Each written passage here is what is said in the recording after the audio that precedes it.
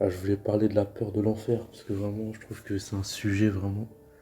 La peur de l'enfer, c'est un sujet vraiment sous-estimé.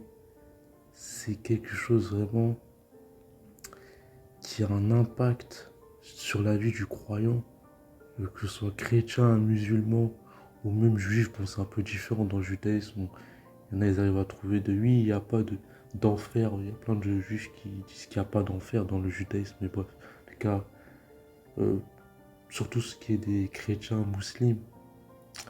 La peur de l'enfer, c'est vraiment quelque chose qui guide ta vie.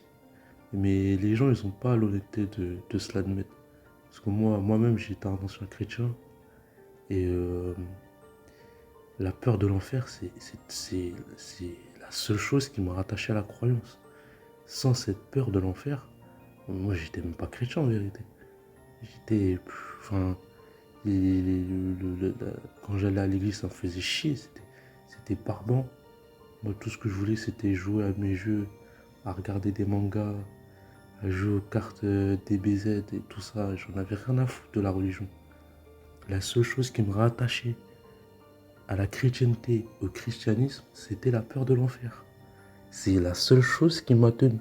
Et en regardant mon parcours euh, de quand j'étais petit jusqu'à l'adolescence, je sais que il y a plein de trucs.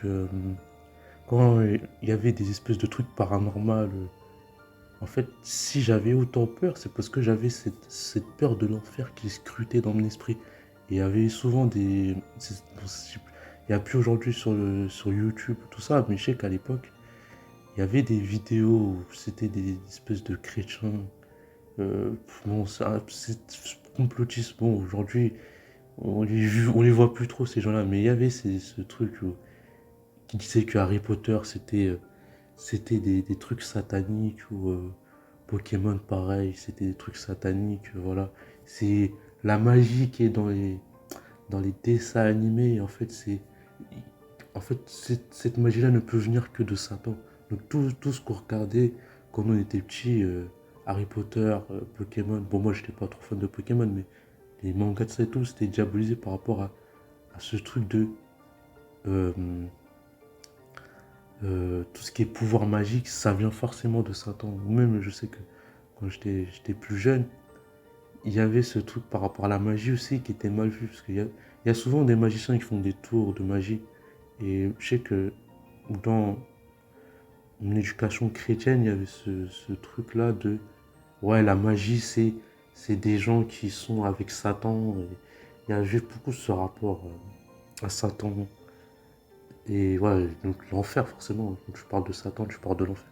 Donc ça nous inhibait pour... bon, forcément, du coup, même encore aujourd'hui, la magie, j'ai une certaine réticence. Enfin, pas parce que c'est satanique ou quoi, mais j'ai une certaine réticence. Enfin, j'ai pas de...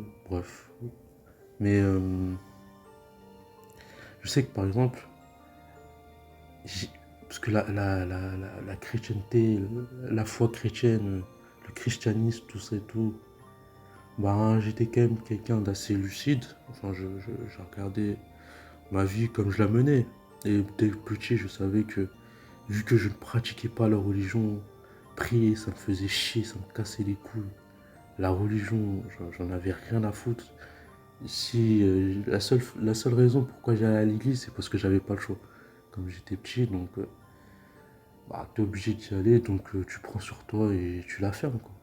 Et en gros, bah, au fur et à mesure que tu vas tous les jours à l'église, même si à la base tu n'y allais pas par conviction, ben, au fur et à mesure tous ces récits bibliques ça rentre dans ton cerveau. Même si ça me faisait chier, voilà la religion, dès que l'église était terminée, moi tout ce qui était chrétien, je voulais plus en entendre parler. Moi je voulais retourner à DBZ, One Piece, tout ça, j'en avais plus rien à foutre. Ou peut-être du foot, tout ça ou des jeux vidéo, mais voilà, la chrétienté, ça me faisait chier. Mais il y avait, bah, au fur et à mesure, même si t'as pas envie, enfin, j'y vais même pas de ma propre volonté, j'y vais parce que je suis forcé à y aller. Mais même si t'as pas envie, en fait, au fur et à mesure, tous les dimanches, tu vas à l'église, bah, au fur et à mesure, le récit biblique s'incorpore dans ton esprit. Donc ça finit par devenir une vérité pour toi, même si à la base, tu n'avais aucune conviction à y aller. Et ces récits-là étaient devenus une vérité, comme oui, Moïse a coupé la mer en deux, Jésus a marché sur l'eau, Jésus est né sans père, voilà, c'est une opération du Saint-Esprit, tout ça, tout le tralala. Même si en fait c'est la répétition, donc ça devient une sorte de vérité. Et c'est pour dire que, en fait, ce qui est puissant dans l'enseignement religieux, c'est que même si à la base, t'es pas volontaire pour, euh, t'es pas volontaire pour adhérer à la religion, au fur et à mesure, par habitude, par accoutumance, par répétition, sur des semaines, des mois, des années, genre, au fur et à mesure, ces récits-là deviennent une vérité que tu ne remets plus vraiment, enfin, tu ne remets pas en question. De toute façon, en fait, moi aussi, j'avais ce truc que vu que la religion ne m'intéressait pas, donc je me posais pas de questions, j'en avais rien à foutre. Donc je mettais ça de côté, ouais, bah ouais, Jésus a marché sur l'eau, voilà. Mais c'est-à-dire que j'avais mon esprit critique par flemmardise, parce qu'en fait, la religion me désintéressait. Et paradoxalement, cette ignorance, ce désintérêt, m'a quand même conduit à croire des conneries, parce que il y avait une chose qui me rattachait à la croyance, c'était la peur de l'enfer. Et cette peur de l'enfer, au fur du temps, je suis tombé dans les trucs de théorie du complot, avec les Illuminati, les francs-maçons, les Anunnaki, tout ça. Et du coup, je piochais, j'ai regardé, je crois, quasiment toutes les vidéos complotistes possibles. Même un youtubeur rap, là, comment ça s'appelle, Illuminati SMG. Ouais, aujourd'hui, il est en prison pour des faits, bon, je sais même plus les faits exacts, mais j'étais très dans cette vibe théorie du complot, Illuminati, même des gens comme Mathias Cardet, j'ai réellement tout ça. Et je suivais tous ces trucs parce que, avec du recul, quand je regarde aujourd'hui ce que je regardais, je dis, mais c'est complètement débile. Mais si j'accordais du crédit à tout ce genre de conneries, c'est parce que j'avais peur de l'enfer. C'est vraiment la seule raison, parce que la religion, je la pratiquais absolument pas. Je ne priais pas. Je ne priais absolument pas. Genre de moi-même, je ne priais même pas. Les seules fois où je priais, c'est parce que j'avais pas le choix. Mais de moi-même, de ma propre volonté, je ne priais pas. Et malgré ce désintérêt total que j'avais pour la religion, la peur de l'enfer était tellement puissante dans mon esprit que ça m'a conduit à croire toutes ces conneries de Illuminati, je sais pas quoi. Et c'est-à-dire que, en fait, c'est là, enfin, de toute façon, moi, j'étais quand même assez lucide. J'avais quand même conscience que si je croyais, c'était parce que j'avais peur de l'enfer. Et ça, je ne me mentais pas, je le savais. J'étais, franchement, je faisais partie des. J'étais extrêmement cynique, hein. Moi, j'étais le premier à dire que j'allais brûler en enfer. Je serais avec tous les VIP, parce qu'il y avait aussi ce truc-là. Oui, Michael Jackson, en fait, il y a plein de vidéos. Oui, Michael Jackson, il y a des trucs chrétiens. Je pense que ça peut se retrouver encore, hein. Des trucs qui disent, oui, j'ai vu telle star en enfer, voilà. Parce que voilà, il y a ce truc où les gens célèbrent, en tout cas dans la chrétienté, euh, il y a cette diabolisation de la lumière, du succès, de la réussite par le divertissement, tout ça. Et souvent, dans les vidéos, c'est assez marrant. C'est là que tu vois qu'en fait, les gens, en tout cas la plupart des gens, moi, pour les chrétiens, quand je regarde les vidéos qui font plus de vues, tu vois, c'est que des vidéos sur l'enfer, ou à la rigueur aussi la vie de Jésus, mais il y a vraiment ce truc de. Les gens ne croient pas par. Mais ça, les gens n'ont pas l'honnêteté de se l'avouer.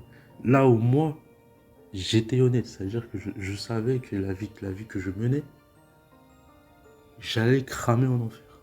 Et j'ai toujours été lucide là-dessus. Et du coup, ça te. Si, par exemple, pour revenir avec les Illuminati, quand j'étais vraiment dans ces trucs de théorie du complot là, et tout ça, avec tous les trucs, j'ai quand même. Pourtant, moi qui ne croyais pas, hein, mais parce que, en fait, mon seul but, quand je croyais à toutes ces conneries, c'était d'esquiver l'enfer. Moi, c'est l'obsession qui guidait toute mon adolescence, c'était esquiver l'enfer. Esquiver l'enfer. Mais moi, mon plan, enfin, oui, on peut dire c'est un plan, c'était de me faire tout petit. C'est-à-dire, je veux pas pratiquer la religion parce que ça me faisait chier. Mais je voulais esquiver tous les trucs euh, qui étaient reliés aux Illuminati, Satan, enfer et tout. En fait, moi, c'était que de l'esquive. Et c'est pour ça que je suivais tous ces trucs de merde. C'est pas parce que j'avais une foi chrétienne, c'est parce que j'avais peur de l'enfer. C'est aussi simple que ça. Et ça m'a mené à quand même supprimer quand même des sons de rap que je kiffais, hein. Tout ça pour esquiver l'enfer. Et c'est dire, hein. Alors que de base, moi, je ne pratique pas, je prie jamais. Mais ouais, voilà, hein, c'est. Moi, en voyant mon propre, ma propre expérience chrétienne, mais malgré tout, et c'est là, parce que là j'avais parlé aussi de l'islam, et ça je me suis rendu compte de la peur de l'enfer, c'est qu'en fait malgré tout ça, malgré la peur de l'enfer et tout ça, en fait j'avais le cerveau, il n'était pas, mon cerveau était, il était fonctionnel, c'est-à-dire que en fait quand j'entendais par exemple, ne serait-ce que des critiques, pas forcément des critiques, hein, mais directement des propos véhéments, où je sais que certains chrétiens ne réagiraient absolument pas comme moi. Parce que moi, en fait, et c'est là que je vois qu'en fait, ma croyance n'était que sur la peur et rien d'autre. J'avais aucune attache, si ce n'est que la peur de l'enfer. C'est que moi, je sais que moi, j'ai des amis qui disaient, ouais, ils pissent sur Dieu. Et quand ils disaient ça, moi, franchement, ça me faisait rire, la vérité. Moi, j'étais mort de rire. Et j'étais pas du tout vexé ou des trucs comme ça. Ou même, lui, ouais, les églises, c'est des fast-food, c'est du McDonald's. Chacun, ils ont des. C'est les mêmes trucs, les mêmes trucs. Et non seulement quand j'ai entendu ça, ça me faisait rigoler, mais ça m'a aussi fait réfléchir. Parce que c'est vrai que quand tu vas dans les églises, parce que moi j'étais dans un courant protestant évangélique, bah c'est souvent les mêmes musiques, le cadre de l'église, ça se passe souvent de la même manière. Et c'est très cadré. Enfin, il y a un cahier des charges assez commun, peu importe dans les églises où tu vas. Et c'est vrai que cette remarque non seulement m'avait fait rire, mais m'a fait réfléchir aussi. C'est-à-dire qu'en fait, quand j'entendais des avis ou des remarques pertinentes, mon cerveau, j'étais pas en mode, j'avais pas de dissonance cognitive. C'est quelque chose que j'ai vu après, dans l'islam, qui est vraiment très présent. C'est que moi, j'ai jamais eu ce truc-là. Quand, par exemple, même c'était des athées qui disaient que, en fait, les gens les plus intéressés, c'est pas les, c'est les croyants en vrai. Parce qu'en fait, un croyant, s'il va faire une bonne action, il va le faire pour aller au paradis. Alors que quelqu'un qui est non-croyant, à la rigueur, il le fera en premier pour lui, pour son bien-être personnel. Mais dans tous les cas, il n'est pas motivé dans un but d'une félicité éternelle dans un autre monde. Il le fait ça juste pour. Il y en a, ils le font juste par pur désintéressement. Et encore dans le christianisme, enfin, il y a ce. Après, je sais pas si c'est vraiment vérifié ou quoi. Après, faut voir, hein, ça dépend des courants. Mais il y a ce truc où, en fait, il y a des chrétiens qui iront en enfer et des athées qui ont bien vécu dans leur vie qui auront au paradis. Et c'est pour ça, je, moi, bref, dans tous les cas, j'entendais tous les avis qui allaient contre la croyance. Parce que même, par exemple, que la science allait montrer que les croyances de toutes sortes, hein, sont des fantaisies, quoi. Enfin, et l'humain finira par débunker Dieu d'une certaine manière, par la connaissance, par la science, par, par la connaissance, quoi. Et même aussi, je me rappelle, je crois que c'était plus dans peut-être France 2, je sais plus. C'était un reportage où il y a déjà plusieurs trucs comme ça, en fait, par rapport à la vie de Jésus. Comme quoi, il y avait des, possibilité qu'il soit gay ou qu'il s'est marié avec Marie-Madeleine, qui était une de, de ces. Bah, une dame qui le suivait vraiment partout, quoi. Et en fait, quand j'entendais ce type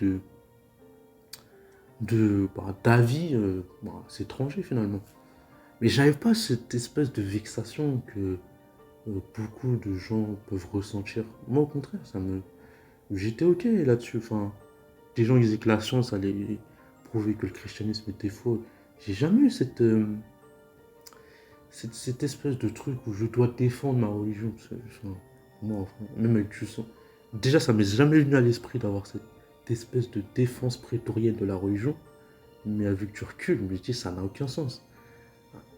Un, un Dieu omnipotent, omniscient, une religion qui prétend avoir la vérité, n'a pas besoin qu'on la défende. En fait. Ça n'a aucun sens. En fait, c'est une défense émotionnelle, mais si on réfléchit de manière logique, n'a aucun sens. Un Dieu tout-puissant n'a pas besoin d'une vulgaire poussière qui est un simple être humain, une poussière pour un Dieu tout-puissant, omnipotent, pour défendre sa parole. Ça n'a aucun sens. D'une autre poussière qui déclare que ce dogme est faux. Ça n'a aucun sens. Et bref, en tout cas, j'ai jamais eu ce truc-là de défense de la religion. Et bien au contraire, en fait, j'étais plus... parce que, au final, parce que dès que j'ai eu ma majorité, j'ai pu... Dès que j'ai pu esquiver l'église, ne plus y aller, je suis plus allé, quoi. J'ai trouvé tous les prétextes possibles. Oui, il n'y a pas de bus, voilà, retard de train, bus, voilà. J'ai trouvé toutes les excuses pour ne plus y aller. Voilà, j'étais majeur, donc je trouvais toutes les excuses pour plus y aller. Je suis très vite détaché de l'église. Mais en tout cas, j'ai pas eu ce, ce, ce truc-là de défense de la religion. Et bien au contraire, même après, voilà, à ma majorité, un peu après, ben, découvert tout ce qui était collapsologie, et l'effondrement. Et là, bah, c'était un constat sans équivoque. Les religions de toutes sortes n'ont pas du tout parlé, parce qu'on parle souvent de l'apocalypse, de la fin des temps, de l'Armageddon, oui, tout ça, l'Antichrist, et voilà, tous les récits apocalyptiques là, avec les 7 cavaliers de l'apocalypse et toutes les infamies qui vont arriver. Et c'est bizarre que dans tous ces récits-là, ils n'ont pas incorporé la chute de la biodiversité, le septième continent, la sixième extinction de masse, le réchauffement climatique, la fonte du permafrost, tout ça. Pourquoi c'est pas dans les écrits religieux? Et moi, pour moi, c'est un constat sans équivoque. Je dis, attends, mais dans tous ces chercheurs, parce que ces gens-là, euh, c'est des chercheurs souvent avec eux, par exemple, avec le rapport de GIEC. En fait, c'est-à-dire c'est des ensembles de recherches. Et en fait, à la différence de la croyance, tout ce qui est collapsologie, en fait, ils s'appuient sur des chiffres, sur des preuves, sur des choses concrètes. C'est pas, oui, la foi, voilà, tu dois croire, voilà, oui, esprit d'incrédulité, voilà, tout ça. En fait, c'est pas une question de croire, c'est des connaissances, c'est du savoir. Entre le savoir et la croyance, le savoir est au-dessus. Parce que entre croire à Dieu et savoir Dieu, c'est pas la même chose. Et eux, ils parlent en termes de connaissances, en termes de savoir. Et en fait, par exemple, par rapport au manque par rapport au pic pétrolier, tout ça, c'est des données. C'est-à-dire que c'est des choses qu'on peut quantifier, qu'on peut évaluer quand ça va arriver. Enfin, quand, pas avec une exactitude parfaite. Mais en tout cas, c'est des connaissances étayées. Alors que la croyance n'est que sur de la bah, c'est croire sans preuve, quoi. C'est comme croire au Père Noël, en vrai. Enfin, avec du recul. Enfin, là, aujourd'hui, avec mon recul d'aujourd'hui, en fait, pendant tout ce temps, je croyais en un père fouettard qui avait préparé un lieu de fouettage pour tous les gens qui ne suivent pas ce qu'il veut, quoi. Et c'est ça. Ah, en fait, à ce moment-là, quand j'ai vraiment tout ce qu'il y avait par rapport à la collapsologie, l'effondrement, j'ai compris que bon, ouais, euh, et je me suis vraiment éloigné de la religion. Après, au final, j'ai quitté la religion bon, de manière complètement différente. Mais avant de quitter la religion, ben, j'avais toujours cette peur de l'enfer qui parasitait mon esprit. Ça, c'est un truc qui, jusqu'à l'apostasie, cette peur de l'enfer parasitait mon esprit. Parce que ça te parasite, c'est cette peur de l'enfer. C'est-à-dire que moi, j'ai jamais pratiqué la chrétienté de ma propre volonté. Donc, du coup, dès que j'ai pu ne plus la pratiquer, je l'ai plus pratiquée. Mais j'avais ce parasitage dans mon esprit. C'est qui me paralysait. Parce que, en fait, cette peur de l'enfer, elle te paralyse. Quand tu penses, tu te dis, ouais, c'est chaud, je vais brûler. Pendant l'éternité, je vais souffrir, tout ça et tout. Et en fait, avec du recul, elle ne me parasitait pas simplement euh, de par peur, mais par. C'est-à-dire qu'elle même mon esprit critique, même si j'entendais tous les éléments qui étaient pertinents, comme tu le disais, comme j'ai évoqué, c'est pas forcément des arguments qui allaient. En tout cas, c'est des éléments qui m'ont fait réfléchir. Mais il y avait cette peur de l'enfer. C'est-à-dire que, avec du recul, je me dis, mais pourquoi je me suis pas demandé pourquoi cette peur de l'enfer, je ne l'ai pas questionné en fait, dans le sens où comment un Dieu miséricordieux, d'amour, voilà, de paix, voilà, qui veut le bien de ses enfants, parce que c'est comme ça, voilà, les enfants de Dieu dans le christianisme, il a préparé un lieu d'éternel châtiment où les gens vont brûler pour l'éternité. En vrai, avec du recul, ça n'a aucun sens. Mais quand tu es dans la croyance, tu ne réfléchis pas. Ça veut dire que la peur a paralysé, en tout cas pour moi, ça a paralysé mon esprit critique. C'est-à-dire ce genre de questionnement, je ne me suis jamais posé. Alors que c'est une question qui est pertinente. Et en fait, la peur, elle est tellement puissante qu'elle t'empêche de réfléchir. Vraiment. Et elle t'empêche de réfléchir sur des questions logiques pour le coup. Parce que comment quelqu'un qui a vécu une centaine d'années serait condamné pour une infinité de temps? Ça n'a aucun sens. C'est comme si quelqu'un, il vole une pomme, il prend perpétuité. Ça n'a aucun sens en fait. Si on réfléchit de manière logique, tu te rends compte qu'il y a plein de trucs dans les croyances, mais en tout cas dans le christianisme, mais ce que je veux dire, c'est encore plus accentué dans l'islam. Et c'est illogisme en fait. En fait, quand tu réfléchis avec logique, tu te rends compte que, en fait, si on croit en ces trucs, c'est juste parce que on nous a matraqué au cerveau, on nous a répété. Ouais, c'est si, et c'est comme ça. Et même si au début, voilà, t'es pas forcément réceptif, au fur et à mesure, ça rentre dans ton cerveau. Et ça, je me rends compte que, bah, d'une certaine. Oui, ça peut être de l'endoctrinement. Et je l'étais. Mais j'ai fini par quitter cet endoctrinement. Parce que quand je me suis rendu compte de l'omniscience, du déterminisme, de l'illusion du choix, et qu'on n'a aucun libre arbitre au final, tu as l'omniscience de Dieu. Et ça, je me suis rendu compte par rapport à SNK, parce que Eren, qui possède des attributs qui permettent de voir l'avenir, en fait, ses actions sont complètement conditionnées par l'avenir prédestiné dont il a pris connaissance. Donc, un, un- qui a un impact direct sur ses actions durant la suite du récit. Chose avec un constat franc, hein, je me suis rendu compte que le Dieu omniscient des trois religions monothéistes n'a pas en fait. Il réagit comme un être humain qui ne connaît pas le futur. Euh, que ce soit par rapport à Abraham, dans le fait qu'il le teste, mais en vrai il n'a pas besoin de le tester, ou le déluge dans la Bible, où Dieu fait le déluge et se repentit d'avoir créé les êtres humains, mais il savait déjà la nature de l'être humain.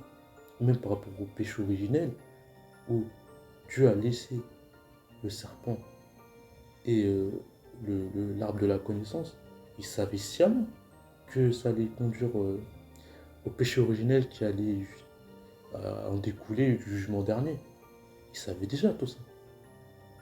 Donc, y a, là, j'ai bien vu, soit Dieu est incohérent, soit Dieu est machiavélique, il a tout prévu depuis le début. Mais dans tous les cas, il y a un véritable problème. Parce que si Dieu a tout prévu depuis le début, on n'a aucun libre arbitre. Ou si Dieu est incohérent, il ne peut pas être omniscient. Parce que s'il est incohérent, c'est-à-dire qu'il est omniscient, mais il ne sait pas ce qui va se passer. Ça n'a aucun sens. Parce que tu ne testes pas quelque chose que tu sais déjà. En fait, le fait de faire un test prouve que tu n'es pas omniscient.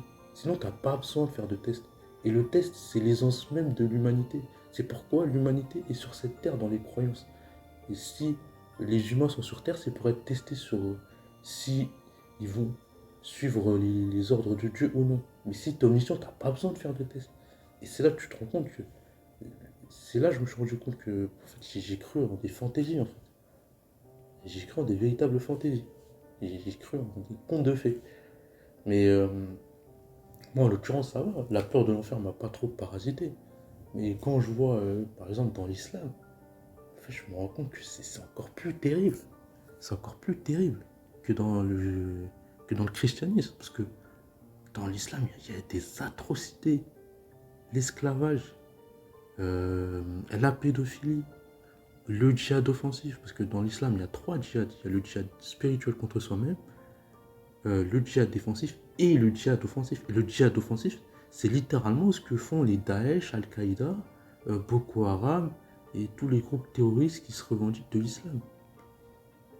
Ils font littéralement le djihad offensif, en tout cas, parce que dans tous ces groupes, il y a toujours on appelle émir, ou bref. En tout cas, il y a un leader armé qui a ce rôle d'imam, parce que le prophète, parce que dans l'islam, celui qui mène le chef armé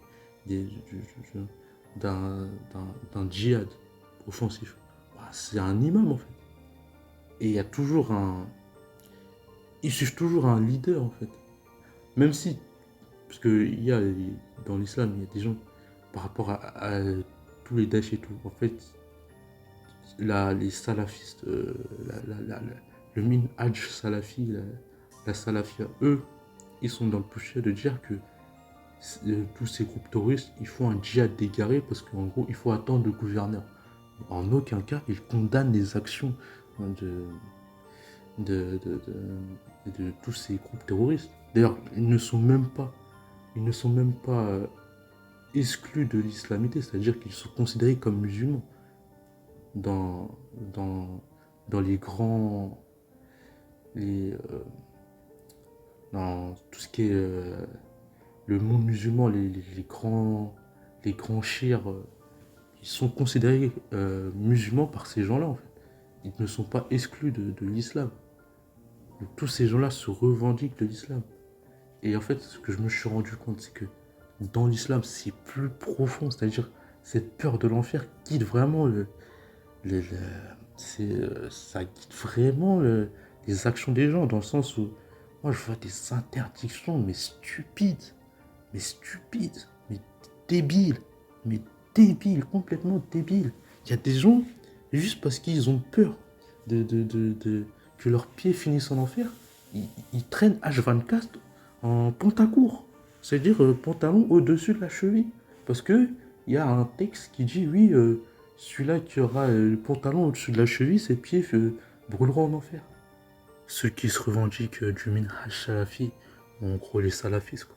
Les salafis, parce qu'ils n'aiment pas qu'on les appelle salafistes. Non, bref, ouais. Les salafis, les fondamentalistes islamiques.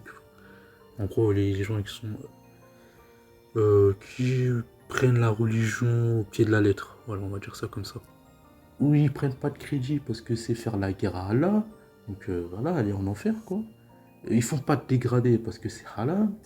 Ils dessinent pas, ils ont pas de photos. Ils ne regardent pas de dessins animés, ni même de manga, ni même de films parce qu'il y a de la musique, parce que c'est halal. C'est-à-dire qu'ils se détruisent la vie. Non, mais la vie, en fait, ils s'interdisent de vivre à cause de cette peur. En fait, vraiment, c'est terrible. Ils ont des gros chaînes mentales. Ils s'interdisent de vivre littéralement. Littéralement.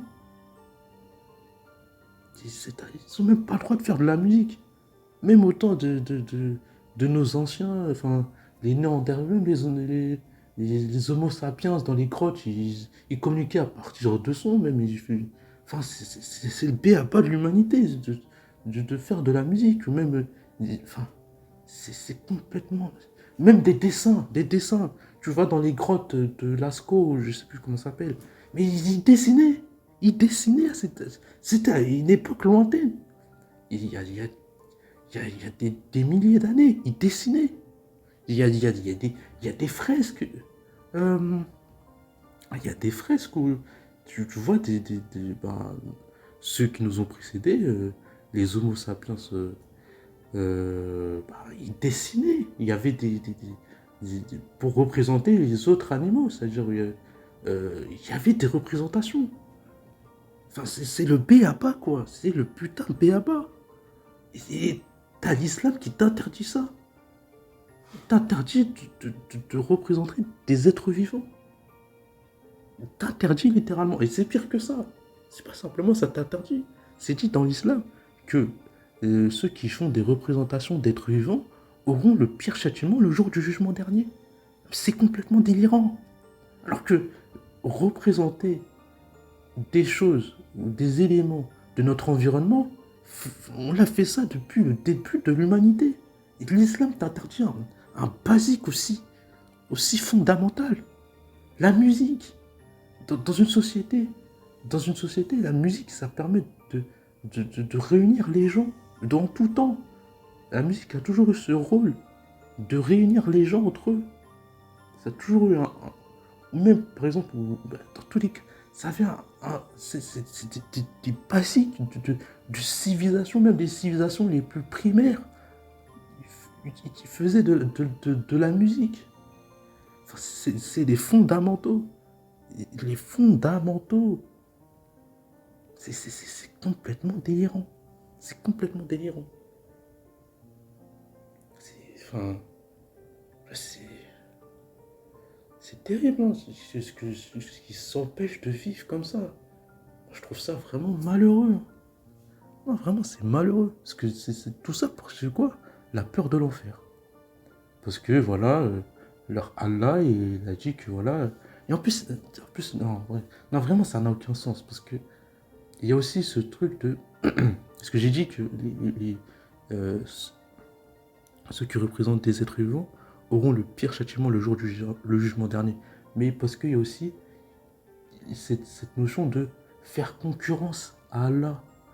Mais ça n'a aucun sens. C'est Allah qui a écrit le destin de tous les êtres vivants 50 000 ans avant la création. Donc, tout ça, c'est lui-même qui l'a prédestiné. Il y a 50 000 ans. Les gens qui jugent, c'est des pantins. Parce que c'est lui-même qui a écrit ce destin. C'est-à-dire, si quelqu'un dessine, ça fait partie de sa destinée. Tu vas juger pour quelque chose qui ne peut pas changer. Mais ça n'a aucun sens. Et en plus, pour dire qu'il te fait concurrence, c'est comme si une poussière. Parce que Allah a tout créé hein, dans l'islam, voilà. Il est omniscient, omnipotent. Mais comment t'aurais peur de la concurrence? T'as même pas t'as un atome dans l'univers. Ça n'a aucun sens. Pour Allah, un être humain n'est qu'un atome dans l'univers. Et quand il y a cette notion de faire un crédit, c'est comme faire la guerre à Allah.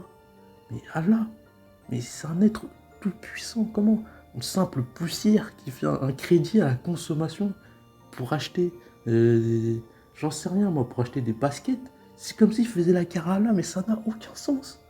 Non mais il faut voir la proportion, mais ça n'a aucun sens. Même Allah, dans sa description des choses, il prouve que ce n'est pas un Dieu tout-puissant. Comment il peut se soucier d'une vulgaire personne qui fait un crédit à la consommation? Ça n'a aucun sens. Comment un être aussi insignifiant que nous, prédestiné, 50 000 ans avant la création, pouvons faire la guerre à un Dieu omniscient, omnipotent, parce qu'on a fait un crédit à la consommation, mais ça n'a aucun sens. En fait, c'est complètement délirant. C'est délirant. C'est délirant. Même, il n'y a même pas que ça, même cette notion de ennemi d'Allah. C'est pareil. Comment un simple être humain, juste parce qu'il ne croit pas en Allah, et dit que l'islam c'est faux, et pour des raisons cohérentes, comme ceux que je viens de citer, c'est un ennemi d'Allah. Un Dieu tout-puissant ne peut pas avoir d'ennemis. Et il ne peut pas en avoir. En fait, quand tu pointes ce genre c'est complètement... Ça n'a aucun sens. En fait, c'est là que tu te rends compte que les gens ne croient pas pour des raisons convaincantes. ils y croient parce qu'on les a martelés.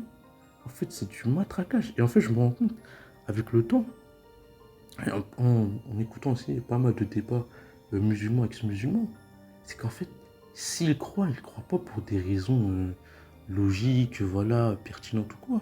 Mais c'est parce qu'on leur a martelé dans le cerveau. Et il y a le martelage, et il y a cette peur de l'enfer. Parce que, contrairement au christianisme, dans l'islam, la description de l'enfer est mais d'une atrocité, des détails sordides, où Allah, il a fait en sorte que la peau des non-musulmans soit plus épaisse pour qu'ils puissent mieux brûler.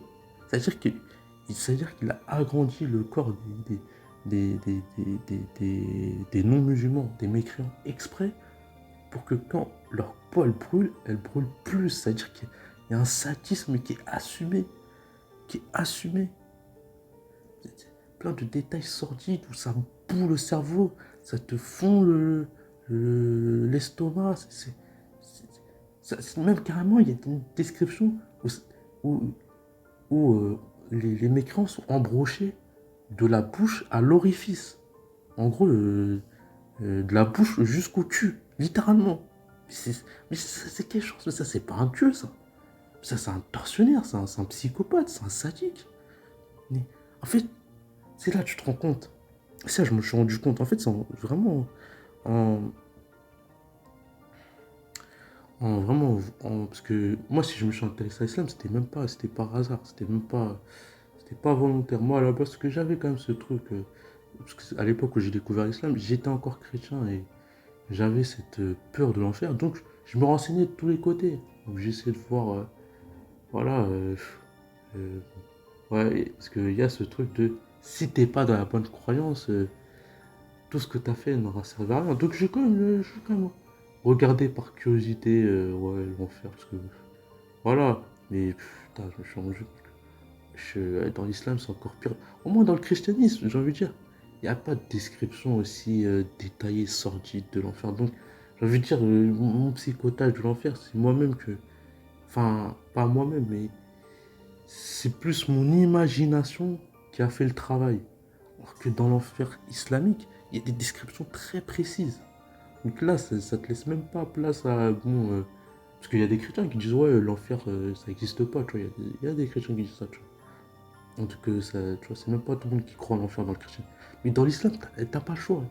Dans le Coran, il y a des menaces à l'enfer, c'est à chaque. Ça, il y en a quasiment. Il y en a à toutes les pages, hein, des menaces à l'enfer. Donc tu peux pas. Voilà, l'enfer, tu peux pas le nier. Et en fait, c'est là je me rends compte, en fait, je comprends, en fait, pourquoi. Enfin, je comprends. En fait, je me dis, en fait, moi, à mon niveau, mon degré d'endoctrinement, ça va, comparé à d'autres. Mais c'est terrible. Mais c'est terrible. En fait, et t'en vois les conséquences, que à cause de ce type d'atrocité, les gens, ils sont prêts à. C'est-à-dire, on dit que, ouais, leur prophète, il a fait ci, ça. Il a fait des actes de pédocriminalité avec Aïcha.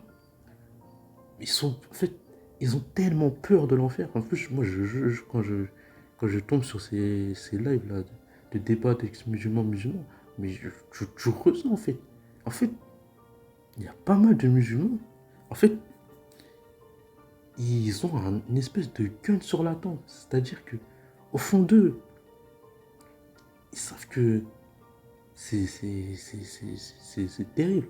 Mais en fait, ils sont obligés d'accepter pour pas brûler en enfer pour l'éternité. Et en plus, dans l'islam, il n'y a pas cette notion de. En fait, dans l'islam, tous les non-musulmans euh, brûleront en enfer pour l'éternité. Il n'y a aucune exception. Donc en fait, avoir des doutes sur l'islam, en gros, bah, c'est sa place au paradis qui est remis en question. Et ils veulent à tout prix éviter ça. Parce que dans l'islam, tu n'as aucune certitude d'aller au paradis. Alors que je crois que dans le christianisme, tu peux avoir quelques certitudes. Alors que dans l'islam, tu n'as aucune certitude. Et c'est cette pure constante qui les guide. En tout cas, j'ai remarqué. Hein. Beaucoup ne se l'admettent pas, mais moi, en tout cas, moi, c'est comme ça que je vois vraiment beaucoup de gens. Une peur bleue de l'enfer. pour ça qu'ils acceptent des atrocités, l'esclavage. Ils en parlent comme si c'était, lui, le patron, c'est pas, on ne peut pas comparer un patron à un tortionnaire esclavagiste qui viole ses esclaves et qui est autorisé dans le Coran. C'est pas pareil, mais ça n'a aucun sens. Tu vois pas, ton patron, s'il te fait, il y a des prud'hommes, t'as des droits. Dans l'islam, c'est autorisé que, qu'un esclavagiste, il viole son esclave, même qu'il la prostitue. Ça n'a rien à voir avec un patron. Les gens, ils essayent de faire du relativisme, tout ça, mais ça tient pas la route. Ça tient pas la route. Même par rapport à la pédophilie, en fait, les enfants, il y a 1400 ans, c'est les mêmes qu'aujourd'hui, il n'y a pas de différence.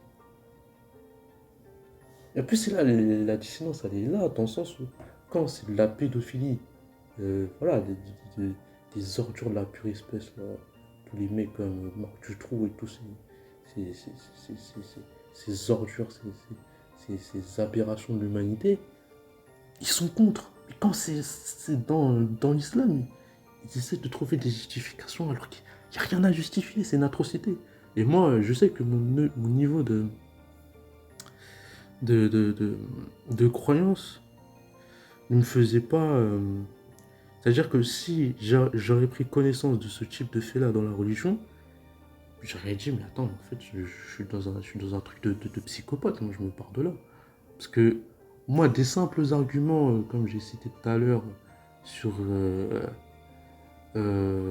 sur le fait que les non-croyants font finalement des bonnes actions plus intéressées que des croyants, bah, pour moi, cet argument, j'étais très réceptif à cet argument et je le trouvais pertinent. Et je trouvais que même cette personne-là avait raison. Donc un truc comme ça, j'apprends qu'il y a vu ça dans le christianisme, mais je me serais barré de suite. De suite. Et c'est là que je me suis rendu compte que l'endoctrinement dans le christianisme est quand même beaucoup plus faible que dans l'islam. Dans l'islam, ils t'emprisonnent littéralement. Et combien ils acceptent des atrocités de ce genre, ou la peine de mort de celui qui quitte l'islam. Mais s'il y avait pareil dans le christianisme, bon, ça fait longtemps que je me serais barré. Je me serais barré à la seconde. Un truc comme ça, mais je me pars dans la seconde. Pourquoi je restais dans... De base, j'y allais même pas de ma propre volonté. Je me serais barré de suite. Il y en a, ils sont obligés de justifier ça. Ou 100 coups de fouet pour les fornicateurs. Et là, franchement, je suis désolé, mais ça... Les gens qui valident ça, là, les gens qui valident ça, qui croient en l'islam et qui valident ça, vous êtes des hypocrites. Mais des hypocrites. Parce que la fornication, c'est quoi? C'est juste être en couple avec quelqu'un et avoir des rapports intimes hors mariage. Mais la plupart des gens aujourd'hui font ça. La plupart des gens aujourd'hui font ça. Donc les gens qui valident ça, mais en fait, vous validez ça, mais la plupart font ça. Et la plupart, ils ont pas... leur femme, c'était la première femme qu'ils ont découvert dans leur vie. C'est faux. La plupart, c'est même pas le cas. Je veux dire, la fornication, hein, dans le jargon religieux, mais tout le monde... Enfin, on est dans un monde de fornicateurs. Enfin, dans le sens du texte. On est dans un monde de fornicateurs. Dire comment un mec qui fornique, il peut valider un truc pareil. Mais ça veut dire, toi-même, tu dois te rendre dans un état islamique et tu avoues que toi-même tu es tombé dans ça et on ordonne qu'on te fouette.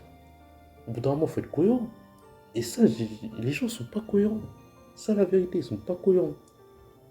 Ils sont pas cohérents. Tu veux pas accepter un truc comme ça alors que toi-même, t'as été dans ça. La plupart sont dans ça. C'est même le fait de ne pas être un fornicateur aujourd'hui, des gens bizarres. Genre, wesh, t'as 20 ans, t'as jamais le truc. Genre, on va te voir en bizarre. C'est même l'inverse qui est mal vu. Les gens, vous êtes des hypocrites. Vous êtes des vastes hypocrites. Vous validez des trucs. des trucs, des exécutions de peine que vous-même vous faites, en tout cas pour la plupart. Ça n'a aucun sens. C'est-à-dire vous-même, vous devrez faire en sorte que vous soyez fouetté. Non. En fait, soyez cohérent. Soyez cohérent. Vous ne pouvez pas valider des trucs qui vous condamnent alors que vous-même vous le faites. Faut être cohérent dans la vie. Voilà, ils acceptent des trucs comme ça. C'est-à-dire que... Parce que moi, je sais que quand j'étais croyant, même si je ne pratique absolument pas, hein, mais il y avait ce truc de le repentir. C'est-à-dire que j'étais en mode, oui, un jour je rentrais dans la religion et voilà, je serai un bon chrétien et voilà, j'aurai une vie convenable. Parce que, bah, pour la même raison, la peur de l'enfer. Parce que le repentir, tout ça, c'est juste parce que tu as peur de l'enfer. Et, euh, et d'ailleurs, même pas mal de rappeurs sont dans ça. C'est-à-dire qu'il faut de la musique, ils se disent, ah vas-y, la musique c'est haram, je vais me repentir, Inch'Allah. Et plein de rappeurs sont là, oui, oui, je vais arrêter la musique parce que c'est haram. Au final, ils arrêtent jamais. Mais en fait, voilà. Et ça, je m'en suis rendu. Et ça, je m'en suis rendu compte, c'est que, en fait, le vice avec la peur de l'enfer, c'est qu'en fait, ça nous amène à ne. En fait, la peur, elle est tellement puissante qu'elle nous empêche de réfléchir sur le pourquoi de tel ou tel type d'interdit. Pourquoi le dessin c'est interdit? C'est vrai, pourquoi le dessin c'est interdit dans l'islam? Pourquoi c'est haram? Pourquoi? Qu'est-ce que ça fait de mal aux gens? Non, on se pose pas la question. Pourquoi la musique c'est haram? Oui, j'entends, oui, le rap, oui, voilà, il y a des. Oui, c'est vrai, dans le rap, voilà, c'est pas des messages de fleurs et de paillettes. Mais je suis désolé, mais cet argument-là, je peux le contrer. T'écoutes du Chopin, il est où le problème? Il va me dire quoi? Il y a quoi de mal à écouter du Chopin? Hein? Et quelle est la mauvaise influence d'écouter du Chopin? Parce que le truc de mauvaise influence, ça dépend de quel type de musique t'écoutes. Mais si t'écoutes du Chopin, t'écoutes du Beethoven, c'est en quoi? Pourquoi ce serait haram? Pourquoi? Ah oui, en quoi dessiner un panda, c'est haram? Voilà, tu dois être condamné, pire châtiment au jour du jugement dernier. Mais la plupart des enfants font des dessins. Donc c'est quoi le but, c'est quoi? On va interdire aux gosses de faire des dessins? Parce que si on suit l'islam, c'est ça le but, hein. Bah, de toute façon, même tu vois des poupées sans yeux. Mais en fait, les yeux, c'est symbole même de l'humanité d'une personne. Tu lui enlèves ça. Non, mais c'est terrible, franchement. En fait, c'est ça, c'est là que tu vois, tous guidés par la peur de l'enfer. Cette peur de l'enfer, les parasites, ils sont prêts à appliquer des débilités.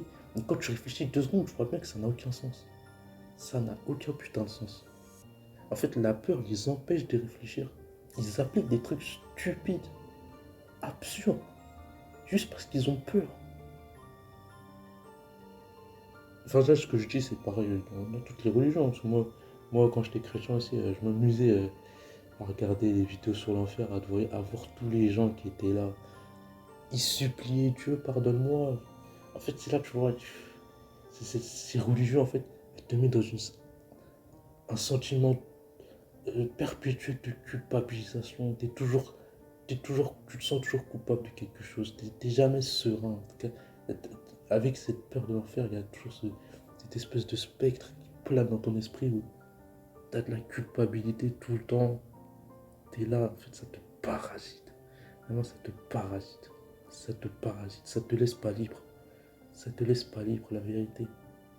En fait, c'est des chaînes mentales qui t'empêchent d'être libre mentalement.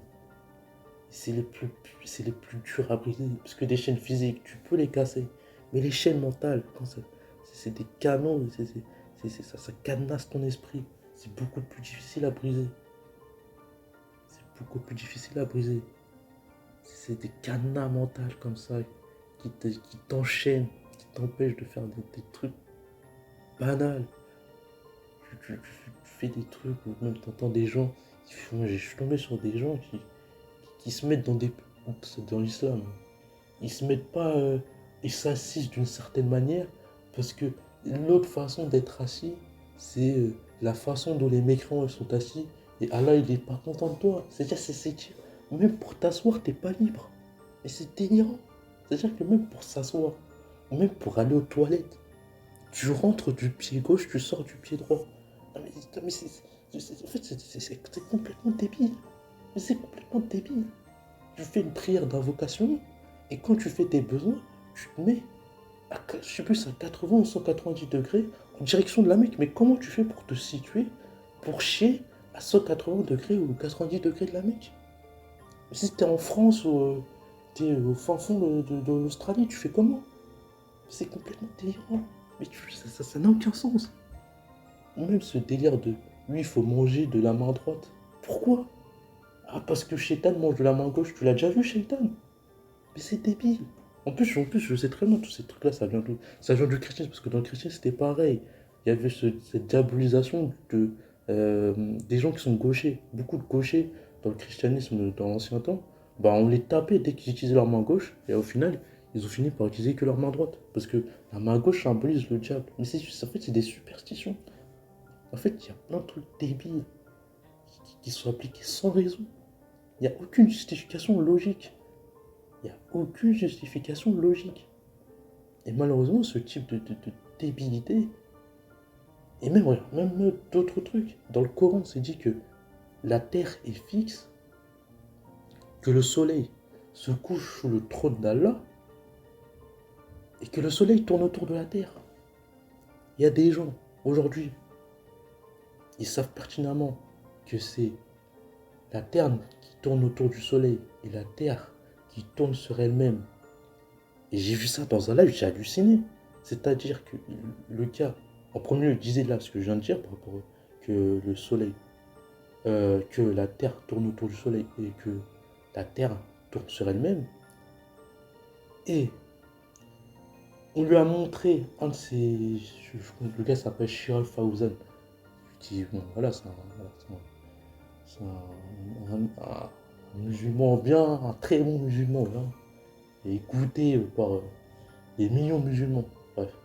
Qui dit que ce que la science dit par rapport à la Terre, c'est faux. C'est le soleil qui tourne autour de la Terre et la Terre. Et voilà. Et quand on lui a montré ça, cette personne-là a changé d'avis. C'est-à-dire qu'en fait, la religion, tellement cette personne, mais pour moi, c'est que comme ça que je peux l'expliquer, c'est que cette personne a tellement peur de l'enfer qu'elle est prête à nier sa connaissance et accepter les débilités de ces voilà, savants religieux islamiques. Il accepte ça parce qu'il a peur de l'enfer. C'est-à-dire qu'elle te fait nier des évidences. C'est terrible. C'est terrible. En fait, ça, je me rends compte. En fait, l'endoctrinement islamique est beaucoup plus puissant que l'endoctrinement chrétien. Et voilà. Voilà. Celui qui te fait croire des absurdités va te faire commettre des atrocités. Et on en vient avec les gens. Parce qu'il y a beaucoup de terroristes qui veulent mourir en martyr. Parce que dans l'islam, il y a cette notion de mourir en martyr. En fait, c'est des gens, pas mal, hein, qui n'ont pas forcément des connaissances très grandes en religion. Souvent, c'est même des personnes assez perdues. Et en fait, ils ont cette culpabilité, c'est-à-dire qu'ils ont vécu dans le haram, voilà, et en fait, pour racheter leur péché, ils veulent mourir en martyr. Et pour eux, entre guillemets, on est des tickets, des tickets express pour le paradis. Parce qu'il y a cette notion de, si tu meurs en martyr, tu peux intercéder pour 70 de tes proches et tu auras le plus haut degré dans le paradis islamique. Tout ça parce que cette peur de l'enfer, cette culpabilité d'avoir une mauvaise vie, ils ont raté leur vie ou des trucs comme ça. En tout cas, ils ont eu des échecs dans leur vie. Et pour avoir en tout cas, se racheter, pour avoir un espoir d'une meilleure vie, ils en viennent à tuer des innocents à cause de Non, c'est terrible. C'est terrible. Voilà où ça mène la peur de l'enfer, tout ça, c'est terrifiant. On te fait croire des conneries. On te rabâche le cerveau dès l'enfance. Parce que souvent, en fait, ce qui se passe, c'est que la plupart des gens, quand ils ont connaissance de l'enfer, tout ça, c'est pendant l'enfance. C'est-à-dire que, surtout dans l'islam, hein, il y a vraiment ce truc où ils disent ça aux enfants assez jeunes. C'est-à-dire qu'ils sont traumatisés. En fait, à partir de là, ce traumatisme agit tout le long de leur vie, en tout cas pour pas mal. Et ce qui leur en vient, nous, cause connaissance de certaines atrocités qu'il y a dans l'islam, bah, ils l'acceptent parce qu'ils ne veulent pas brûler en fait. C'est presque de l'instinct de survie.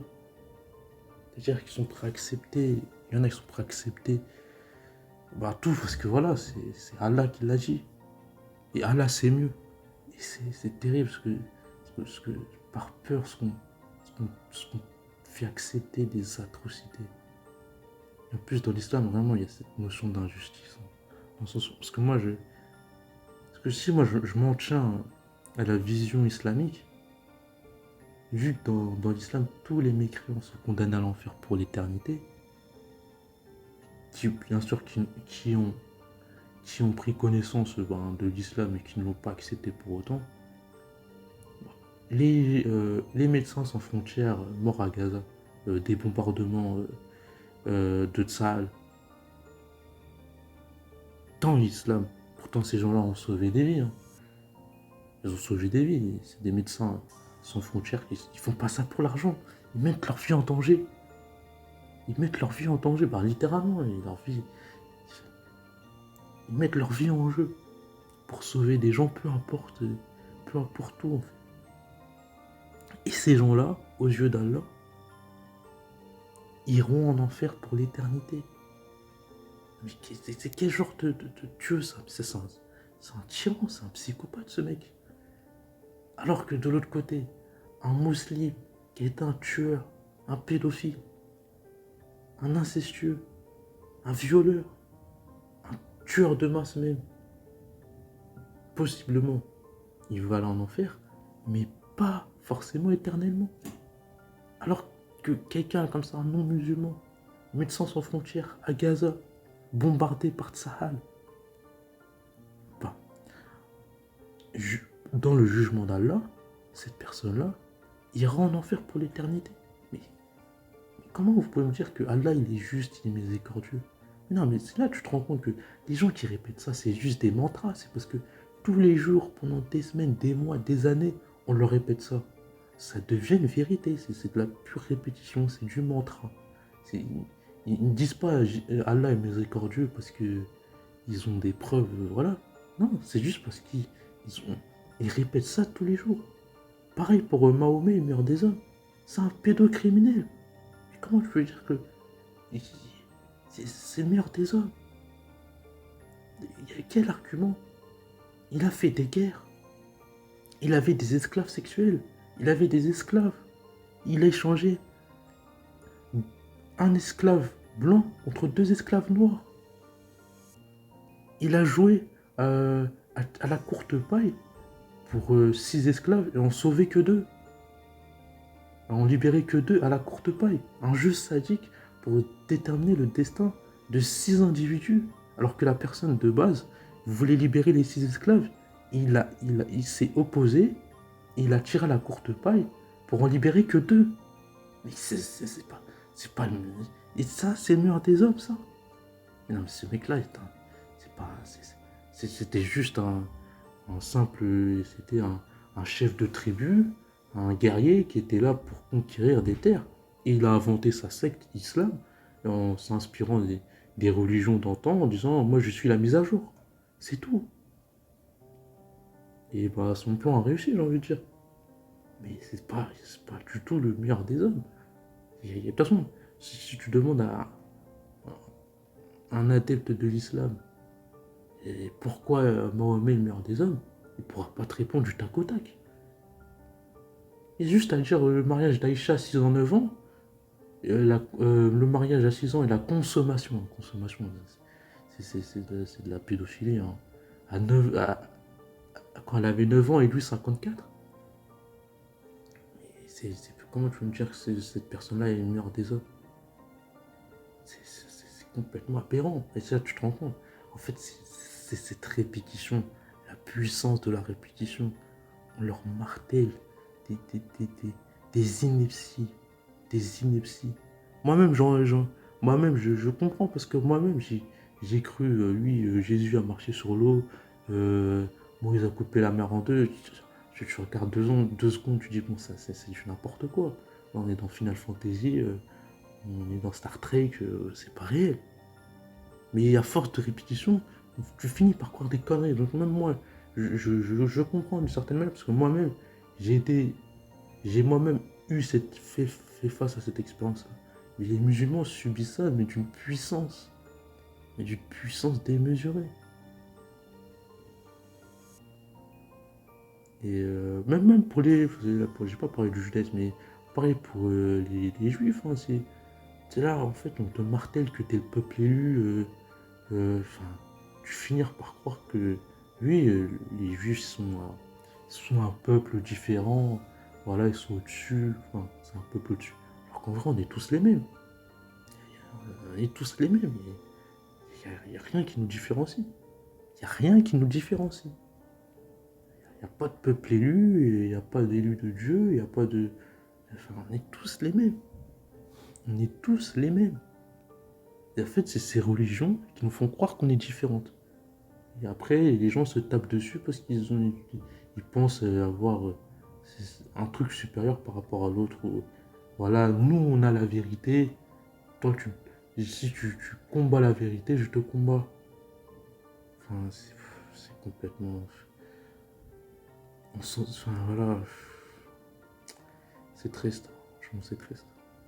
Mais en tout cas, ce que la peur de l'enfer peut mener, c'est terrifiant. Tu peux littéralement... moi, en plus, moi, j'ai déjà entendu des gens, oreille absolue, musulmans, oreille absolue, ils ont renoncé à la musique à cause de... La musique, c'est halal. Ou des gens qui voulaient être avocats, ah non, juger autre que la loi d'Allah, c'est halal. Voilà, il a délaissé sa vocation d'être dans le droit. Il a délaissé ça à cause de genre de conneries. De genre de conneries, ça détruit des vies. Ça détruit des destinées, des potentiels. On détruit des potentiels à cause de ce genre de conneries. Des artistes. On détruit des artistes à cause de ce genre de conneries. Parce que la musique c'est halal. Parce que dessiner c'est halal. On détruit des artistes. Dans l'œuf. On les tue comme ça. Ils ont même pas le temps d'exprimer leur potentiel. Voilà, il y a un texte qui dit que ça c'est halal. Et du coup, bah, ça affecte même le, la société qui est adepte de cette croyance. Ça tue tout ce qui est l'art. Et il est inhibé à cause de ce genre de croyance. Alors que pour moi, hein, ma théorie, pourquoi l'islam, voilà, Mahomet avec sa secte, il a interdit ce genre de manifestation artistique. C'est simple, parce que c'était de la concurrence. Le gars ne voulait pas de quelqu'un qui vienne le talonner dans sa secte. Il voulait avoir zéro concu. Donc, en conditionnant les gens à la peur, il les a interdit des trucs pour pas pour pas que l'islam ait de concurrence. Parce que la musique, le divertissement, c'est une véritable concurrence. On le voit aujourd'hui d'ailleurs. Aujourd'hui, même la plupart des musulmans passent plus de temps, ou même chrétiens, hein, passent plus de temps hors de la croyance que dans la croyance. Que ce soit dans le divertissement, musique, dessins animés, manga, jeux vidéo. Ils passent plus de temps dedans que dans le fait de prier et de se consacrer à leur Dieu. Parce que c'est beaucoup plus convaincant, la vérité. Les gens, ils ont plus de plaisir que de prier. En tout cas, les gens ont plus de bien-être dedans. C'est pour ça qu'ils passent plus de temps. Il n'y a pas de mystère. Mais bien sûr que dans ces religions, c'est appelé tentation. En fait, la tentation, c'est juste parce qu'en fait, c'est des trucs, en fait, le fait de simplement faire de la musique, c'est un truc commun à l'être humain, en fait. tout cas, heureusement, moi, je suis pas tombé dans ça. Et j'ai eu une révélation. Quand j'ai écouté le son de Koffs Paradis, où il disait clairement que il avait accepté qu'il était condamné à l'enfer et qu'il avait construit sur terre son paradis. Et en fait, ce cynisme, en fait, reflétait totalement mon état d'esprit. C'est-à-dire que moi, depuis petit, je savais qu'avec mon mode de vie, j'allais aller en enfer. Et quelqu'un qui avait le même état d'esprit que moi, ce cynisme par rapport à la condamnation, je trouve ça puissant. Et c'est pas ça qui m'a le plus interpellé, c'est la réaction des imams qui étaient en alerte. Pourtant, à cette époque-là, je ne me renseignais même pas sur l'islam. Parce que suite à sa musique, à Kof, qui s'appelle Paradis chapitre 1, il y avait plein d'imams qui avaient fait des rappels, ils étaient en mode Starfoula, tout ça, ils étaient là, Shaitan al-Ajim, je sais pas quoi là. Ils étaient en alerte, ils étaient en alerte. Et en fait, quand j'ai vu ces réactions, en fait, j'ai compris une chose. En fait, tous ces trucs religieux, en fait, ils veulent à tout prix que les gens aient peur de l'enfer. Ils veulent à tout prix que les gens restent, en tout cas, qui n'acceptent pas la sentence. Il faut toujours qu'ils aient l'espoir d'aller au paradis, qu'ils aient peur d'aller en enfer. Parce que si les gens commencent à accepter, par rapport à leur mode de vie, par lucidité, qu'ils acceptent qu'ils vont en enfer, tous les rappels, les injonctions religieuses n'auront plus d'effet, en tout cas n'auront plus autant d'impact sur le croyant.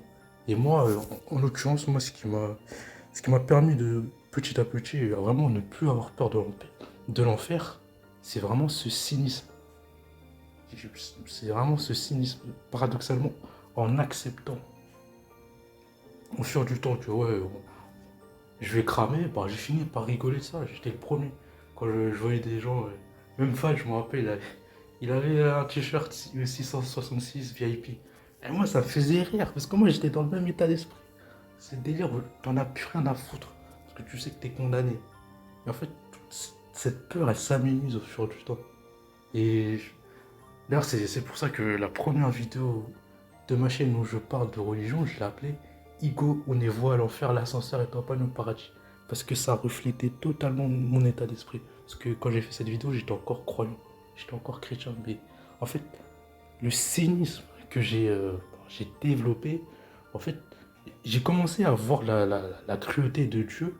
Et en fait, mon but, c'était. Parce que moi, en fait, ce qui m'énervait dans la croyance, c'était l'hypocrisie des gens. C'était des gens qui sont là, ils vivent comme moi, ils prient même pas et après ils espèrent le paradis. Moi, je voulais secouer ces gens-là et leur dire, hé les gars, on est tous condamnés. Rêvez pas, on va tous cramer ensemble, les gars. On va tous cramer. Et c'était ça, donc cette peur de l'enfer, au fur et à mesure que j'acceptais, que je rigolais là-dessus, a eu de moins en moins d'effet. Et ça me permettait aussi, au fur et à mesure, j'ai commencé à voir quand même. J'arrivais, je disais froidement que Dieu, c'était un. Bah, il nous laissait. Il n'y avait aucune liberté dans la religion. C'est-à-dire que j'arrivais de plus en plus à, à voir Dieu tel qu'il est vraiment dans les religions. C'est-à-dire un tyran. Sauf que la différence, bon, j'avais pas encore quitté le christianisme à ce moment-là. Mais en fait, en gros, mon message, quand j'étais encore croyant, c'était que je disais que en gros, on n'a aucun choix. Soit tu te soumets à Dieu, ou soit tu vis comme tu l'entends et tu brûles pour l'éternité. Et j'ai jamais compris le topo. Et moi, je voulais faire que les gens, ils acceptent cette réalité-là. Qu'ils arrêtent de se raconter des fables. Et au fur et à mesure, ben, j'ai commencé à fur et à mesure que je regarde des vidéos sur l'enfer. Après, j'ai commencé à me renseigner un peu sur la religion et tout ça. Et en tout cas, voir des gens comme Koffs ou comme Ademo, quand il dit Igo, on est voué à l'enfer, l'ascenseur est en panne au paradis. Non, mais pour moi, cette phrase, elle est tellement puissante. Je veux dire, c'est cette espèce d'acceptation de la sentence. Au point que, ben, c'est-à-dire que cette injonction, c'est ah, fais gaffe, sinon tu vas aller en enfer, bah, ça n'a plus d'effet si tu acceptes la sentence. Et en tout cas, moi, c'est comme ça que j'ai commencé réellement à petit, parce que c'était la peur de l'enfer, C'était le seul truc qui me tenait. Et moi, c'est le cynisme, par lucidité de ma vie en tant que chrétien, qui n'était pas la vie du chrétien idéal, qui m'a permis de briser ces chaînes de la peur de l'enfer. Parce qu'en acceptant, paradoxalement, t'as moins peur. T'as accepté. En fait, si les gens, ils ont autant peur de l'enfer, c'est parce qu'ils n'ont pas cette démarche d'acceptation de, en tout cas dans la logique de la croyance, hein, dans la logique de la croyance, qu'avec la vie qu'ils mènent, ils vont brûler. En fait, il y a cet espoir d'aller au paradis ou de ne pas brûler qui les maintient dans cette peur. Et quand tu acceptes l'atrocité, parce que en fait, quand tu te rends compte que oui, entre guillemets, t'es condamné, tu arrives à voir Dieu tel qu'il est réellement. En tout cas, le Dieu qui dépend de la religion, tu le vois plus comme un être miséricordieux. Bon, moi, de toute façon, moi, j'ai jamais vraiment vu comme un être miséricordieux. Mais quand tu as accepté la sentence, tu le vois encore moins. Et après, bah, moi, il n'a pas suffi de grand-chose. Après, au fur et à mesure, au début, j'ai accepté la sentence. Et après, parce que j'ai quand même regardé, du côté de l'islam, j'ai regardé. Et là, j'ai commencé à voir que, attends, il y a un truc chelou, là.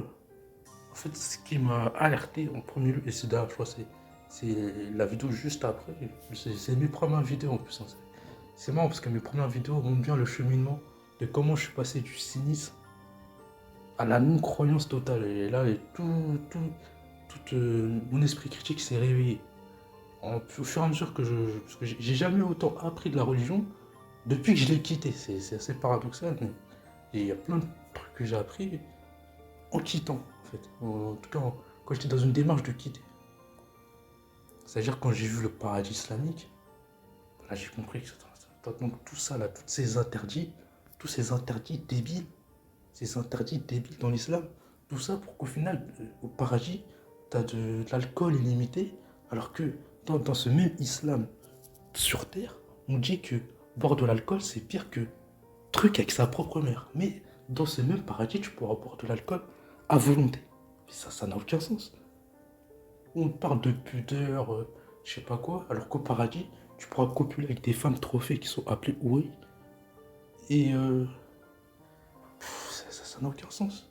Ou on parle de faut pas être dans l'exploitation, alors qu'au paradis, t'auras plus d'or que les plus grands seigneurs de ce monde, hein, tel que c'est dit. Ça n'a aucun sens. Et même on dit, l'islam c'est une religion de paix, d'amour et de tolérance. Mais Sourate 83, versets 34 à 36, c'est pas la paix, l'amour et la tolérance. C'est dit que les gens du paradis, ils regarderont les gens en enfer, et ils les regarderont brûler, et ils seront en train de rigoler. Et ils demanderont qu'ils aient encore plus de châtiments. Et c'est complètement hallucinant, c'est pas du tout une religion de paix, d'amour et de tolérance.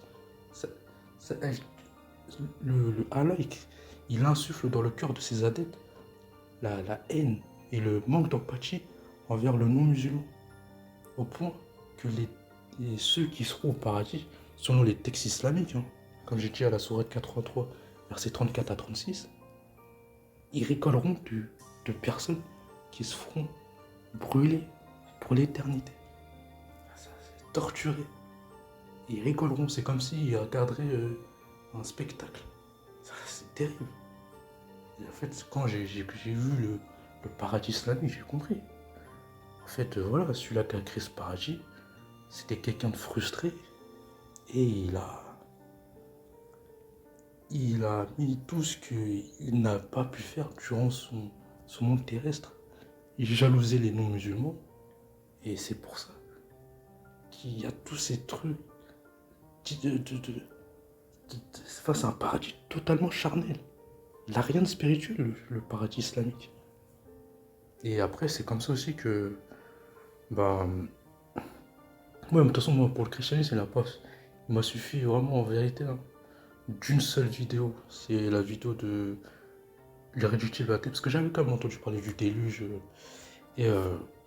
comment ça s'appelle Sodome et Gomorrhe qui s'est fait foudroyer par Dieu. Mais en fait, vu que quand j'étais petit, l'ai entendu quand j'étais petit, mais j'écoutais d'une oreille, mais je m'en foutais, moi je voulais vite me barrer. Donc je faisais pas attention le fond d'atrocité du récit, ou même le déluge. En fait, le fait que les réductibles athées a montré la cruauté de Dieu de manière claire, sans équivoque, en fait là, enfin, j'ai pas eu cette réaction de dissonance qu'ont la plupart des croyants qui sont attachés. Moi, au contraire, en fait, je dis, mais il a raison, en fait, moi, pourquoi on vénère un Dieu alors que c'est ça, ce mec-là, c'est le pire criminel qui n'ait jamais existé, lequel extermine pas seulement l'humanité, même les animaux, même la faune et la flore. Parce que il y avait quelques individus qui faisaient le mal. Et du coup, il a tout exterminé. Il s'est repenti alors que il est censé être omniscient. Il savait déjà que l'être humain, il allait mal tourner. Enfin, en fait, il agit comme un être humain. Non seulement sa cruauté, mais son incohérence, parce que un être omniscient ne peut pas, enfin, avoir le fait même émotionnellement, être pris par les émotions, parce qu'en fait, il a déjà connaissance de ce type de fait-là. Enfin, en fait, quand tu relis l'omniscience de Dieu et tout le récit biblique, en fait, tu te rends compte que on parle d'un Dieu qui sait le futur, alors que toutes les fois où il agit dans la Bible, il réagit comme un être humain qui ne connaît pas le futur. Il réagit pas comme un être omniscient. C'est pour ça que moi, c'est vraiment ça, ça a été le déclic. Moi, c'est la comparaison Eren qui voit le futur et le Dieu des religions monothéistes qui est censé voir le futur. Et les réactions sont complètement différentes. Les réactions d'Eren sont cohérentes et les réactions de Dieu dans les trois religions monothéistes ne sont pas cohérentes. Tout le récit est incohérent. De ces trois religions, si on prend si on oublie, parce qu'en fait le problème c'est que quand on apprend de la religion, c'est qu'on oublie souvent qu'en fait Dieu est omniscient. Donc il y a plein de trucs enfin il y a des réactions qui ne sont pas cohérentes par rapport à son statut. Le fait de tester la fidélité d'Abraham, mais il n'a pas besoin de tester la fidélité d'Abraham. Même nous, les êtres humains, nous tester. Il est omniscient, il n'a pas besoin de nous tester. Et voilà, moi, il m'a fallu qu'une seule vidéo. Et après, c'est comme ça que aussi je me suis rendu compte qu'il y avait plein de trucs que je n'étais pas au courant par rapport les serviteurs. Dans la Bible, on dit serviteurs, mais en vrai, c'est des esclaves. Moi, je savais pas. Moi, je pensais serviteurs, c'était juste des sortes d'employés, un peu comme maître-élève. Enfin, je savais pas que c'était des esclaves. Et il y avait cette dissimulation dans la Bible, dans le christianisme, où le mot esclave est changé en serviteur. Du coup, ça m'a pas alerté sur le fait que Dieu cautionne l'esclavage. D'ailleurs, il n'y a même pas de 11e commandement qui interdit l'esclavage. Euh, ou même par rapport aux géants qui sont le fruit de la copulation entre un ange et un être humain. Ça n'a aucun sens. Ça n'a aucun sens. Ouais. Et non, de toute façon, au final, moi je me suis rendu compte, hein, c'est que la vérité, c'est que au final, ce qu'on appelle tentation, le divertissement, voilà, en fait, pourquoi tout ce que les êtres humains aiment est diabolisé dans ces religions? Parce que c'est quelque chose qui va faire, en fait, les gens se détourneront de la secte. S'ils vont dans le divertissement, dans la musique, ou peu importe, ou plein d'autres hobbies, en fait, ils sortiront de la croyance. Le temps consacré à la secte sera beaucoup moins. De toute façon, ça se vérifie aujourd'hui. En fait, le rapport que la plupart des gens ont avec la religion, c'est que si ils prient la plupart du temps, c'est parce que c'est un devoir, mais même la plupart font la religion à la carte. Mais alors que là, ça, c'est quelque chose de cinglant. Par exemple, quand on joue à la play ou on joue au foot, ou on fait de la musique, on écoute de la musique, plein d'hobbies qu'on fait au quotidien. En fait, si on le fait pas parce qu'on est obligé de le faire. On le fait par envie. Alors que le rapport à la croyance, c'est des obligations avec si tu fais pas, tu vas aller en enfer. Mais moi je joue à la play ou j'écoute de la musique, ou plein d'autres passions. J'ai pas de contrainte à le faire. Pourtant, je passe beaucoup plus de temps. C'est pour ça, en fait. C'est parce que si ce Dieu est obligé de nous menacer pour qu'on adopte ces règles, c'est parce que la religion n'est pas attrayante. En fait, c'était juste un moyen de contrôler les masses. En les faisant peur, en les domptant, et vu que le mot Dieu, ça soumet les gens automatiquement. Donc même si les gens ne pratiquent pas, ils vont quand même se soumettre. Et alors, de toute façon, c'est simple. Au bout d'un moment, il faut être honnête avec soi-même. Il faut regarder le temps qu'on consacre dans la religion et en dehors de la religion. Et on peut se mentir à nous-mêmes, mais notre cœur, il est toujours honnête. Et ton cœur, il décide, il attache de l'importance là où tu passes le plus de temps. Et le temps que tu le passes le plus en dit long sur toi. Donc voilà, moi, c'est tout ce que je vais dire. En tout cas, la peur de l'enfer, ça conduit à accepter, malheureusement. Et d'ailleurs, j'ai compris pourquoi dans l'islam, malheureusement, ils acceptent beaucoup plus de choses. C'est parce que le Coran, c'est Allah qui écrit la première et la dernière lettre. Donc ils peuvent pas prendre de la distance sur les écrits. Et donc, du coup, beaucoup acceptent malheureusement l'inacceptable, défendent l'indéfendable. Ils sont obligés parce que c'est Allah qui l'a dit. De toute façon, le fondament, le principe même de l'islam, c'est la soumission. La peur de l'islam, ça paraissait tellement les gens, leur esprit, que j'ai même vu, j'ai déjà débattu avec une femme musulmane. Moi, je dénonçais la sourate 4, verset 34, qui permettait la violence conjugale, et elle essayé de justifier ça. Alors que, enfin, ça veut dire que tellement la peur de l'enfer est puissante que ça peut te conduire à défendre des choses qui vont contre tes intérêts. C'est vraiment terrible. C'est-à-dire que le combat féministe, ils se sont battus pendant des années, des décennies. Et au final, parce qu'un patriarcat intemporel qui s'appelle la religion, tu retournes des centaines d'années en arrière. C'est malheureux, hein. Même des Noirs qui défendaient l'esclavage. Parce que dans l'islam, c'est autorisé. Alors que quand c'est la traite transatlantique, ils sont scandalisés, ce qui est normal. Mais tu dois autant scandaliser de la traite arabo-musulmane qui a duré 1300 ans et le génocide voilé, ou ceux qui ont subi le génocide voilé, c'était des Noirs. Et en venir à défendre des religions qui ont persécuté tes ancêtres, c'est dire, ça te conduit à une aliénation mentale, un syndrome de Stockholm d'une puissance. C'est terrifiant.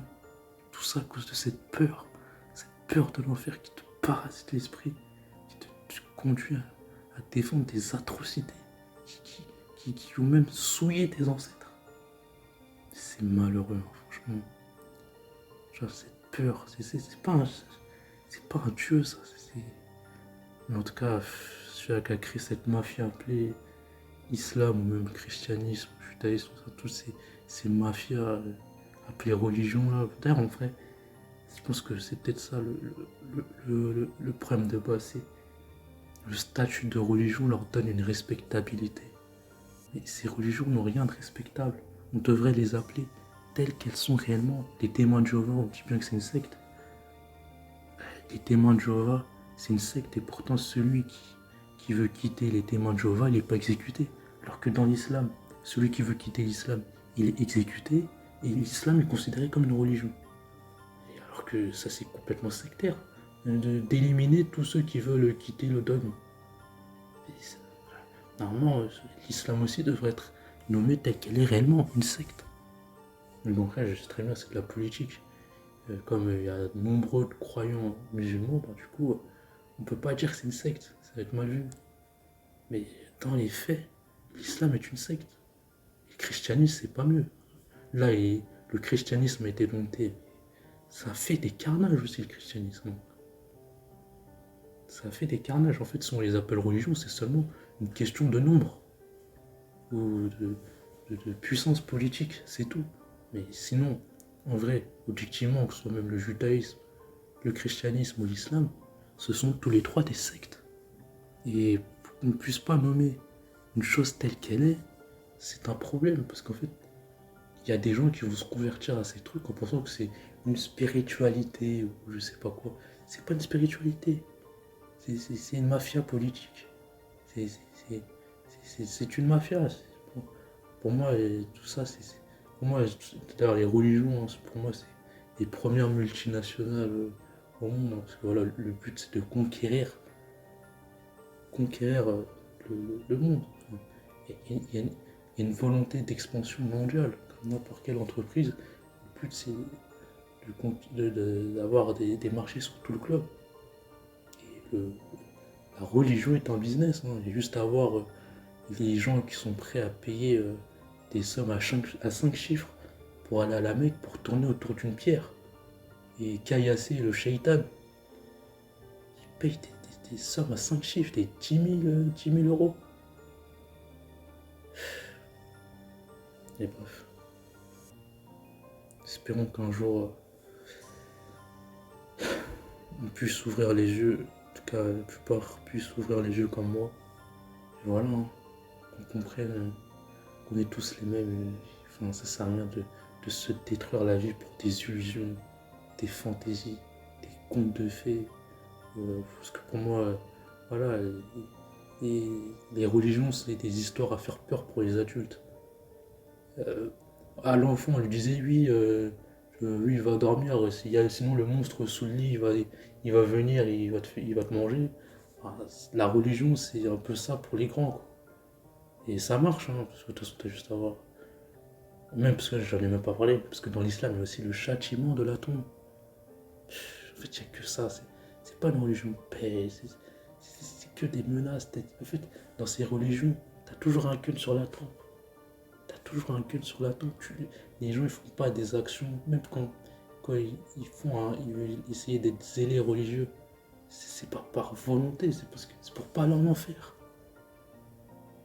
Alors que si tu te consacres à une passion, tu veux devenir mangaka, on sait rien, un truc comme ça, ou de la musique, ou tu écoutes de la musique, enfin, t'as personne qui te met une pression pour que tu écoutes de la musique, tu le fais de ton plein gré, et tu t'éprouves du plaisir.